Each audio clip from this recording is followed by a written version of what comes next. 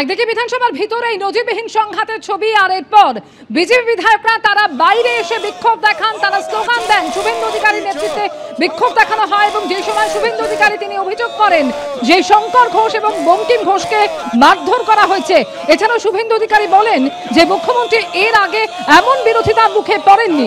সংখ্যালঘু দোসর এবং বাংলাদেশ থেকে আসা রোহিঙ্গাদের বাঁচানোর চেষ্টা। জেনে গেছে জনতা, জেনে গেছে জনতা, জেনে গেছে জনতা, চাকরি চোর মমতা, জেনে গেছে জনতা, চাকরি চোর মমতা, জেনে গেছে জনতা, চাকরি চোর মমতা, জেনে গেছে জনতা।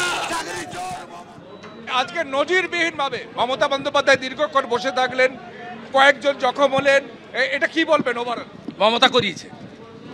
মমতা ভাবতে পারেনি শুভেন্দু অধিকারীকে বাইরে রাখলেও 64 জন শুভেন্দু অধিকারী হতে পারে।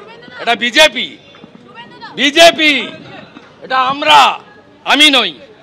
আর এই প্রথম নরেন্দ্র মোদীকে চোর বলছেন। মোদী চোর বলেছে, পুরো মোদী কমিউনিটি মমতার এগেইনস্টে এফআইআর করবে। মমতাকে গুজরাটে, মহারাষ্ট্রে, রাজস্থানে যেতে হবে। আপনি দীর্ঘদিন ধরে বিধানসভার বিধায়ক, মন্ত্রী হয়েছেন, কখনো দেখেছেন যে 5 জন বিধায়ক একদিনে সাসপেন্ড হতে? আজকে যেভাবে সিকিউরিটিদেরকে গুন্ডা হিসেবে ব্যবহার করা হয়েছে, এরা সিকিউরিটি না সোনারপুর, বারুইপুর, মেটিয়াবুরুজ থেকে আনা গুন্ডা, এটা তদন্ত করে দেখার বিষয় রয়েছে। মমতা ব্যানার্জি ভেবেছিলেন বিরোধী দলনেতাকে বাইরে রেখে রোহিঙ্গা আর বাংলাদেশি মুসলমানদের বাঁচাতে গিয়ে বাংলা বাঙালি করব। আজকে বিজেপি বুঝিয়ে দিয়েছে 65 জনই এলওপির ভূমিকা নিয়ে।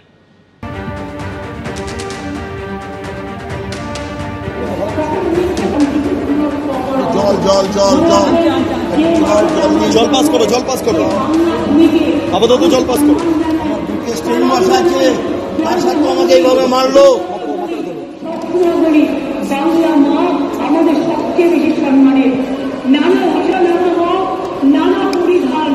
স্বৈরাচারী সরকার চলছে, আজকে বুকের মধ্যে কিল মেরেছে, ঘুষি মেরেছে। আমার বুকে 2টো স্টেইন বসানো আছে। স্পিকারকে বারবার হাত জোর করে অনুরোধ করছি এইভাবে করবেন না, তারপরে উনি এইভাবে করলেন। আজকে